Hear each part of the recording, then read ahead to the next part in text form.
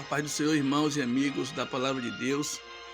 Eu vos convido para ler a Bíblia Sagrada comigo no Evangelho de Marcos, no capítulo 12.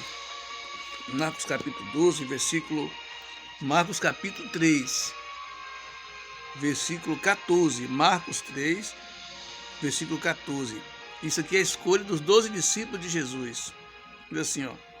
E nomeou 12 para que estivessem com ele e os mandasse pregar, e para que tivesse o poder de curar as enfermidades e expulsar os demônios. E Simão, a quem pôs o nome de Pedro, e a Tiago, filho de Zebedeu, e a João, irmão de Tiago,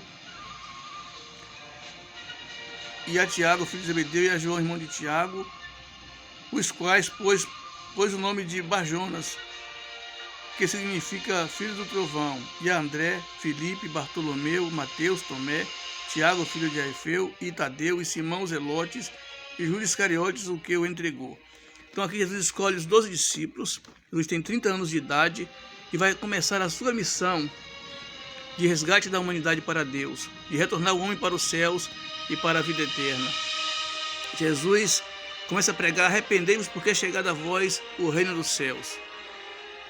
E ele chama os 12 discípulos, homens simples, homens pescadores, agricultores, coletores de impostos, homens que não tinham aquele grande saber, homens que deixaram tudo, seus barcos, suas redes, as suas vidas, para seguir a Jesus.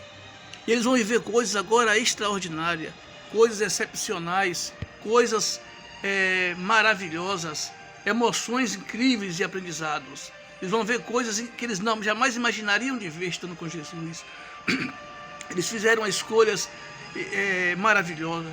É assim que Jesus falou, que aquele que não largar tudo por amor dele não é digno dele. Quem quiser vir após mim, disse ele, negue-se a si mesmo, tome a sua cruz a cada dia e siga a mim.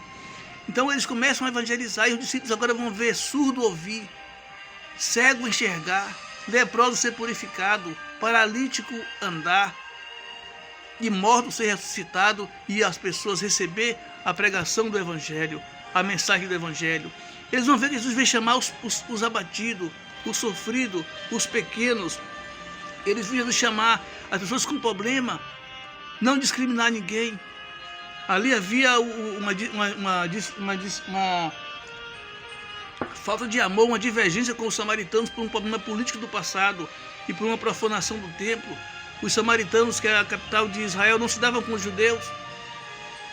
E ali o discípulo presencia Jesus indo na beira do poço de Jacó, um poço que era um referencial no capítulo 4 de João, onde todos iam apanhar água. Mas a mulher samaritana veio meio-dia para não encontrar com ninguém, para não ser zombada. Jesus deixou a Galileia, veio para Samaria, e sentou ali no poço cansado para descansar. E quando a mulher veio apanhar água, ele puxa diálogo com aquela mulher. Ele pede água para ela. Dá-me de beber. E ela se espanta, porque os judeus não conversavam com o samaritano. E ela era mulher. E tinha um problema. Era uma mulher que tinha tido 5 maridos e agora vivia com o marido de outra mulher. É uma mulher pecadora, ninguém conversava com ela. Jesus aproveita essa oportunidade para falar do reino dos céus. E ele fala: olha, quem beber dessa água que você está no poço, tomará ter sede. Mas aquele que beber da água que eu lhe der nunca mais terá sede, porque a água que eu lhe der se fará nele uma fonte de água viva que salta para a vida eterna. Jesus falou para a mulher: vossos pais beberam dessa água e morreram. Quem beber dessa água que eu lhe der nunca mais terá sede, porque a água é a água da vida eterna. Ele tinha prazer de falar da vida eterna. E aquela mulher se converte ali e vai ser uma missionária e vai pregar o evangelho na cidade dela. É isso que Jesus veio fazer. Veio chamar as pessoas sofridas, as pessoas que estão triste, que está abatida, que está em situação emocionalmente frágeis. E ele diz em Mateus 11, 28, vinde a mim os cansados, sobrecarregados, oprimidos, e eu vos aliviarei. Vinde a mim os cansados e sobrecarregados, os oprimidos. Ele veio para os oprimidos também, principalmente. Vinde a mim os oprimidos e eu vos aliviarei. Tomai sobre vós o meu jugo e aprendei de mim, que sou manso e humilde de coração, e achareis descanso para vossas almas, porque o meu jugo é suave e o meu fardo é leve, disse Jesus. Mateus 11, 28. O discípulo está aprendendo com Jesus. Ele vê que um doutor da lei, um fariseu, estava ali impressionado E ele foi à noite ter com Jesus para saber o que era o reino dos céus. Jesus fala para ele: Deus amou muito de tal maneira, João 3,16, que deu o seu Filho único, para que todo aquele que nele crê não pereça, mas tenha a vida eterna. Uma nova aliança inaugurada.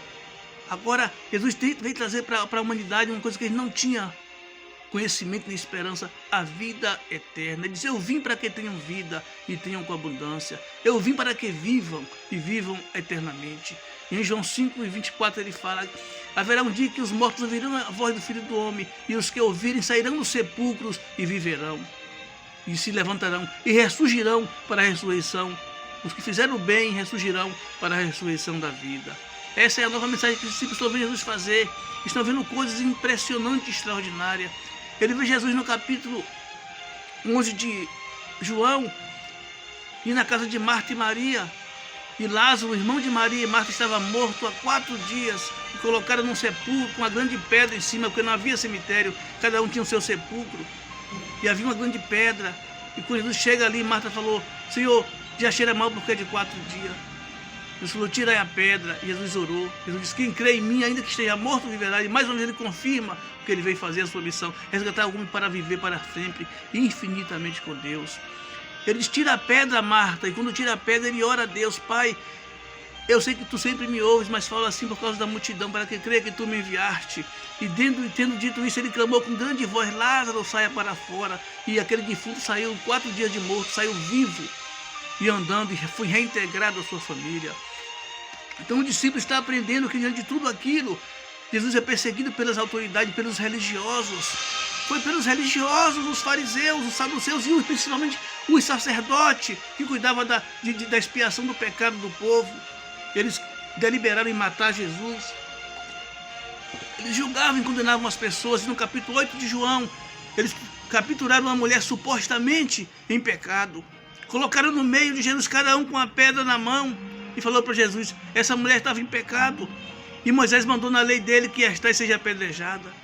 Queria matar a mulher sem compaixão, religiosos sem coração, religiosos que não intercedem, não ora, não quer o bem, que briga, que ofende, que excomunga, que deseja o mal, não faz parte da plataforma de Deus. Eles trouxeram os religiosos, sacerdotes, capítulo 8 de João, colocou a mulher numa roda, com a pedra na mão para matar a mulher, que supostamente, segundo eles, foi pega em pecado. Jesus escrevia no chão com o dedo, e de repente Jesus levanta a cabeça, olha para eles, diz: aquele que estiver sem pecado, atire a primeira pedra. E eles saíram um a um, ficou só a mulher. Jesus olha para a mulher e fala: cadê os teus acusadores? Ninguém te acusou?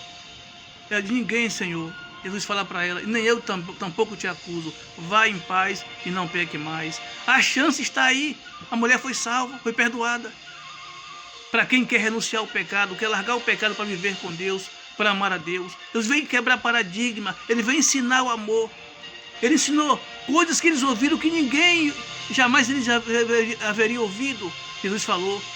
Ninguém falou como Jesus. Ele falou: amai os vossos inimigos e orai pelos que vos perseguem, para que sejais filhos de vosso Pai que está nos céus, que faz a chuva vir sobre os maus e os bons.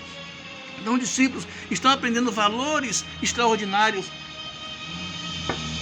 Os discípulos vão presenciar no capítulo 18 de Mateus, 18 de Mateus, um jovem rico chegar diante de Jesus e falar: Senhor, eu tenho guardado todos os seus mandamentos, eu tenho feito tudo certo, eu tenho honrado tudo, eu tenho feito tudo, eu vou fazer parte eu quero a vida eterna. O que faço para herdar a vida eterna? Ele pergunta para Jesus. Jesus olha para ele e fala: uma coisa te falta. Vende tudo o que tem, divide com os pobres, vem e me segue e terás um tesouro nos céus.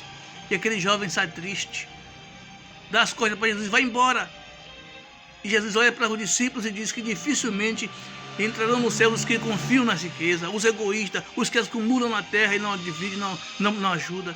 E os discípulos falam para Jesus: e nós, Senhor? Pedro fala para Jesus: largamos tudo e te seguimos. Pedro, que era em nome dos 12 discípulos, ele falou agora, tomou a vez em nome dos 12.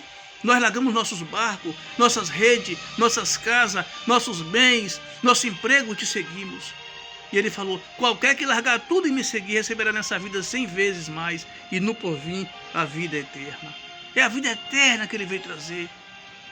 Louvado seja o nome do Senhor. Por isso, os discípulos de Jesus receberam essas mensagens maravilhosas, estiveram com Jesus, viram tudo, viram as perseguições, as armações, viram famintos ser alimentados, como disse, cegos enxergar, como o cego Bartimeu, que estava pedindo esmola na entrada de Jericó. Quando Jesus passou, ele começou a clamar: Jesus, filho de Davi, tem misericórdia de mim. Jesus chama ele e pergunta: o que queres que eu te faça? Marcos 10:46. Ele fala: Senhor, que eu veja. Ele disse: vê, a tua fé te salvou. Eles precisam dessa salvação de Zaqueu, um homem coletor de imposto discriminado, que ninguém queria nem conversar com ele, nem falar com ele. Todos não ignoravam ele porque ele era coletor de imposto, e ele teve a chance de se arrepender. Jesus disse: Zaqueu, desce dessa árvore depressa, porque hoje vou pousar em tua casa. E lá na casa de Zaqueu, Jesus disse: hoje veio salvação nesta casa, porque esse também é filho de Abraão, porque o Filho do Homem veio salvar e perdoar o que se havia perdido. Jesus veio salvar o pecador, ele veio salvar o perdido. Por isso ele chamou a todos ao seu reino. Quem quiser vir após mim, negue a si mesmo, pegue a sua cruz e siga a mim. Ele diz que o caminho é apertado e a porta é estreita, e poucos entrarão por ela, mas aquele que entrar será salvo. Jesus proclamou em João 10: eu sou o bom pastor, eu sou a porta. Se alguém entrar por mim, salvar-se-á, entrará e sairá e achará pastagem. O ladrão não vem para roubar, matar e destruir, mas eu vim para que tenham vida e tenham com abundância. Então Jesus, ele é o Salvador. Então faça parte dos 12 que está com Jesus. E aí Jesus, em Mateus 26, depois de feito tudo de bom, ele é perseguido, ele senta na mesa com os discípulos para tomar a última ceia. Em um cenáculo está Jesus e os seus discípulos tomando a ceia, e ele fala: um de vós me há de trair. Já tinha ali entre os 12 o Judas, que traiu Jesus, que era o traidor. Por quê? Porque era ganancioso, era avarento, ele segurava o dinheiro, ele gastava o dinheiro, ele coletava o dinheiro, e ele tinha os olhos no dinheiro. Por isso ele traiu Jesus. Jesus fala: pega o pão ali, parte, dá ao discípulo, fala: esse é a minha carne que é dada por vós. Pega o cálice, daí esse é o cálice da nova, esse é o meu sangue que é derramado por vós, é o cálice da nova aliança. Faz isso todas as vezes que beberes em memória de mim. Uma nova aliança é inaugurada ali naquela ceia. O cálice, que representa o sangue de Jesus, e o pão, que é a carne de Jesus, que é dada pela salvação da humanidade. E ali o Judas sai dali e traz Jesus. Jesus fala para os discípulos: eu vou ser preso e vocês vão ser dispersos. Mas eles juram ali, todos eles, que vão até o final, que vão até as últimas consequências com Jesus, que vão amar Jesus, que vão morrer por Jesus. Mas quando Jesus é preso, eles são dispersos. E Pedro chega a negar Jesus. Mas quando Jesus ressuscita dos mortos, depois de ter Jesus ressuscitou dos mortos, Maria Madalena foi lá no sepulcro e a pedra foi removida pelos anjos, e Jesus sai do sepulcro glorioso, poderoso, se apresenta para Maria. Vá, meus irmãos, diga que eu vou para o meu Deus e vosso Deus, meu Pai e vosso Pai. Manda eles ir para Jerusalém e lá me verá. Jesus então ajunta os discípulos e dá poder a eles. Marcos 15:16. Ide por todo o mundo, pregar o evangelho a toda criatura. Quem crer e for batizado será salvo, e quem não crer será condenado. Ide por todo o mundo, ensinar todas as coisas que vos tenho ordenado. Eis que estou convosco até a consumação dos séculos. E recebereis poder ao descer sobre vós o Espírito Santo, e ser-me-eis testemunha em Jerusalém, em Samaria, até os confins da terra. E os discípulos vão para Jerusalém. Atos 2, estão reunidos no cenáculo, estão reunidos, já são 120 discípulos, e desce do céu um poder impetuoso e pousa sobre cada um deles o Espírito Santo. Eles começam a falar em línguas estranhas, conforme o Espírito Santo concedia que falasse, e todos eles são revestidos de poder, e eles começam a pregar o Evangelho. E Jesus, em Atos ainda, diante de 500 pessoas, Jesus vai aos céus, vai subindo, vai aos céus, e aí aparecem 2 anjos e falam: varões galileus, porque estás olhando para cima? Esse Jesus que é ascendido aos céus voltará um dia, assim como para os céus eu vesti. Ele voltará um dia. Ele diz em João 14: vou para meu Pai preparar lugar, e voltarei e levarei para mim mesmo, para que onde eu estiver, estejais vós também. E aqueles 120 discípulos começam a pregar o Evangelho poderosamente, e eles se espalham ali, pregando a ressurreição de Jesus e a salvação da humanidade. Pedro, em uma única pregação, converte 3.000 pessoas, depois 5.000 pessoas, e agora já são milhares. E eles vão para a Grécia, para a Ásia, para a Europa. Jesus converte um perseguidor da igreja chamado Saulo, que perseguia e matava os cristãos. Ele ia para Damasco, e o próprio Jesus empaquita, ele cai no capítulo 9 diante do seu camelo, e ouve uma voz de Jesus dizer: Saulo, Saulo, por que me persegues?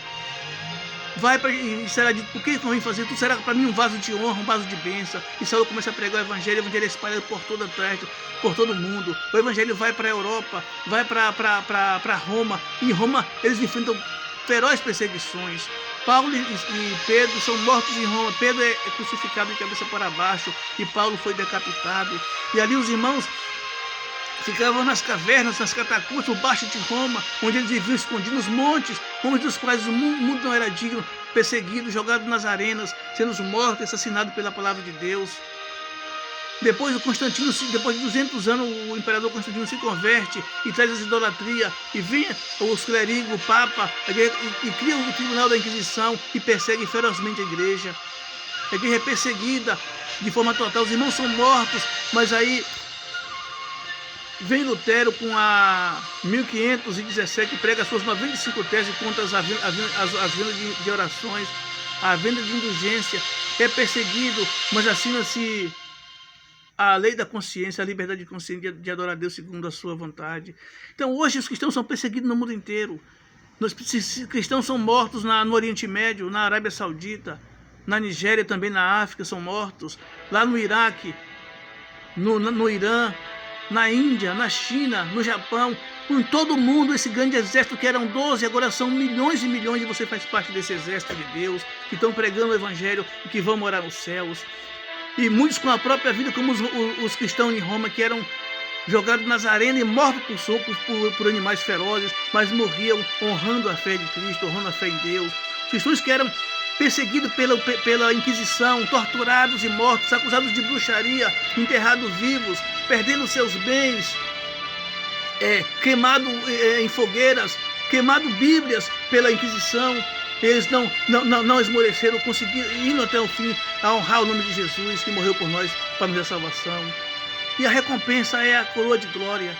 Jesus levou uma coroa de espinho, mas vós levareis uma coroa de glória aos seus discípulos.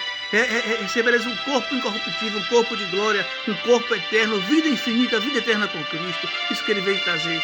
Por isso todas as multidões, de todas as igrejas, de todas as nações que servem a Deus, milhões e milhões, milhares de milhares, te convida para fazer parte dessa caminhada, desse exército, o exército de Deus, o exército que vai morar nos céus, o exército do bem, o exército que vai viver a vida eterna. Não siga homens, não siga astros humanos, heróis humanos. Respeite e o estime, mas siga Jesus, o Salvador de toda a humanidade. Pedro diz em Atos 4:12, e nem outra salvação, porque debaixo dos céus não há nenhum outro nome dado entre os homens pelo qual importa nos ser salvos. Jesus veio para salvar. Chamou 12, Pedro, Tiago, João, Judas, Tomé, Bartolomeu, Natanael, Filipe. Mas hoje são milhões e milhões, milhares e milhares. Muitos já morreram nessa fé. E nós continuamos lutando por essa fé. E Jesus virá nos buscar. Ele virá em glória para nos buscar. Disse ele em João 14, na casa de meu pai há muitas moradas, e eu fui preparar lugar. E voltarei e levarei para mim mesmo, para que onde eu estiver, estejais vós também. Por isso, meu irmão, eu te convido você a entrar nesse exército de milhões, milhares de milhares de servos que amam e honram a Deus. Deus te abençoe nessa jornada, nesse caminho santo, em rumo aos céus com Cristo. Fique com Deus, Deus te abençoe muito. Amém.